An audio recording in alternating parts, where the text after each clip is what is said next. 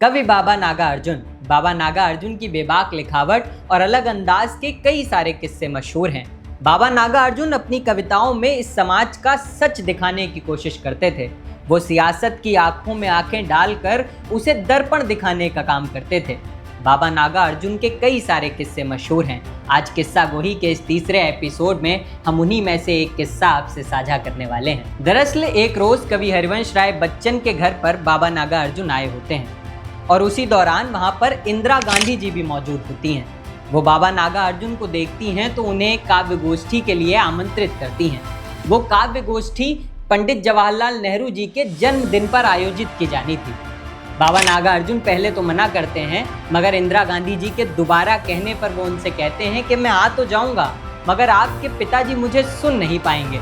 इंदिरा गांधी जी उन्हें फिर भी आमंत्रित करती हैं।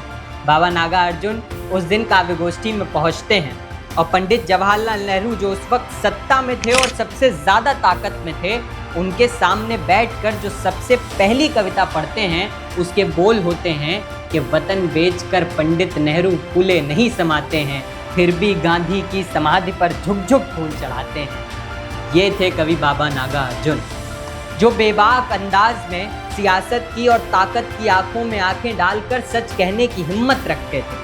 और उस वक्त पे ऐसे साहित्यकार होते भी थे जो अपनी कविताओं में सच लिखते थे, समाज को दर्पण दिखाते थे, क्योंकि उस वक्त के सत्ताधारी और बड़े लोग इस तरीके की कविताओं और कटाक्षों को सुनने की हिम्मत रखते थे। अपने ईगो के आगे किसी और को सुनने की हिम्मत रखते थे। मगर एक आज का आलम है जहां अगर कोई साहित्यकार सच कहने की कोशिश करे या कोई पत्रकार सच लिखने की कोशिश करे तो वो अगले दिन या तो किसी सेप्टिक टैंक में लाश के रूप में मिलेगा या किसी जेल में मिलेगा।